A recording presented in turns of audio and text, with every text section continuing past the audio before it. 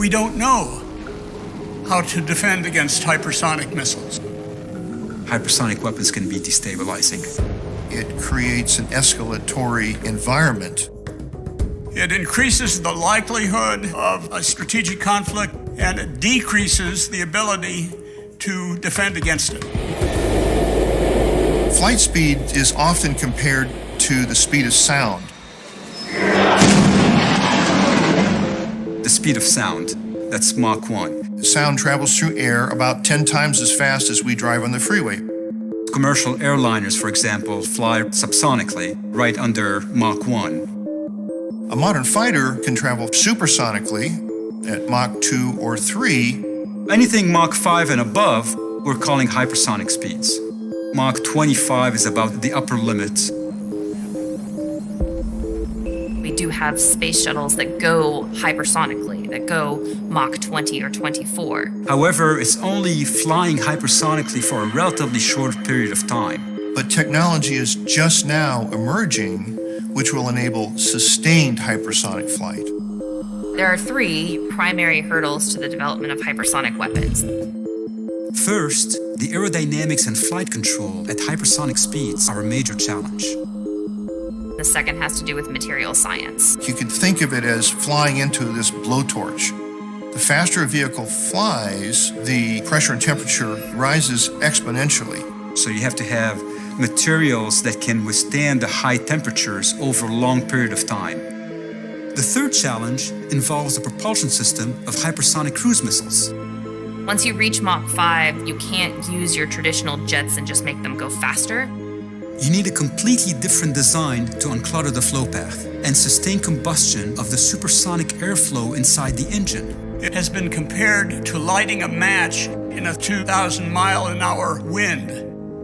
And then the integration of all of these technologies into a weapons system is in itself a challenge. The three countries that are getting close to being able to deploy them are Russia, China, and the US. It's probably less than a decade for these top three countries.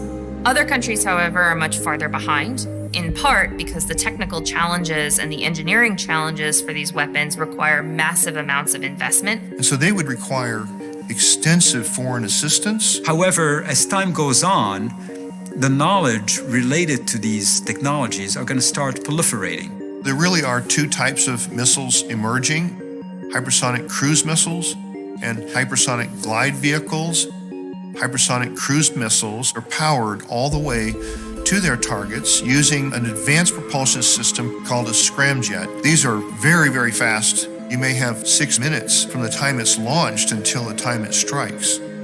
So hypersonic glide vehicles are just that. They're a very fast glider. The way it's launched is they put it on top of a rocket, it re-enters, then it flies on top of the atmosphere. It's like a plane with no engine on it, and it uses aerodynamic forces to maintain stability, to fly along, and to maneuver.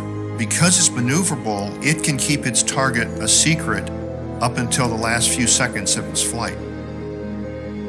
The current types of missile defenses are not adequate to defend against hypersonic missiles. Our whole defensive system is based on the assumption that you're going to intercept a ballistic object. A ballistic missile is like a fly ball in baseball. The outfielder knows exactly where to catch it because its path is determined by momentum and gravity. It's a different scenario. The combination of the maneuverability and the speed makes hypersonic missiles unpredictable and extremely difficult to defend against. The faster you go, the more kinetic energy you have. In some cases, you may not need to put any explosives on it. The kinetic energy of the vehicle itself is sufficient to be able to cause quite a bit of destruction. Most countries use some form of what we call an OODA loop when they're making decisions about whether to respond to a threat or not.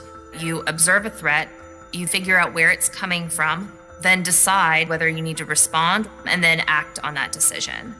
How are you going to shoehorn all those steps into 6 minutes? There are two implications here. The first is that people will become more trigger happy.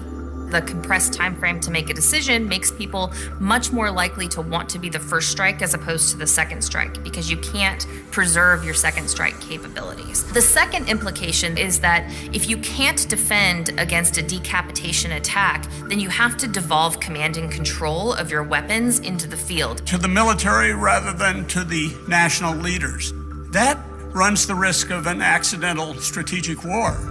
Another possibility is to disperse your strategic weapons.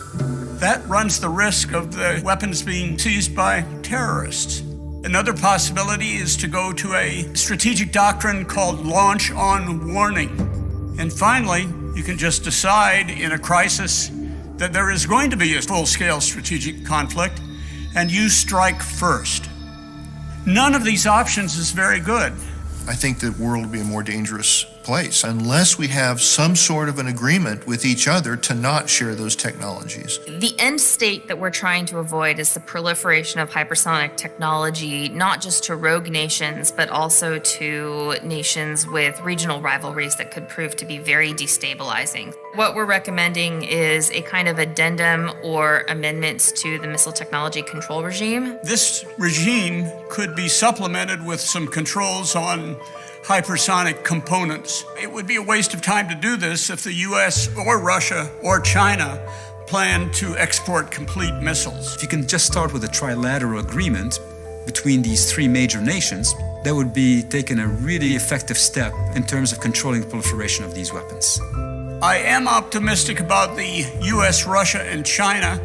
It's in their interest to do this, and there's time to do it. Not a lot of time, but a few years. Joined the exclusive hypersonic missile club after successfully achieving speeds of Mach 6 during a test off the coast of Odisha. Only 3 other countries, Russia, China and the United States, have so far achieved hypersonic capabilities. First, let's also explain why hypersonic missiles are the future of modern warfare. These missiles travel at more than 5 times the speed of sound. That's almost 1.6 kilometers per second. They combine the speed of ballistic missiles and the agility of cruise missiles. A deadly combination. Over a distance of 1,000 kilometers, enemy targets would have just 6 minutes to prepare a response.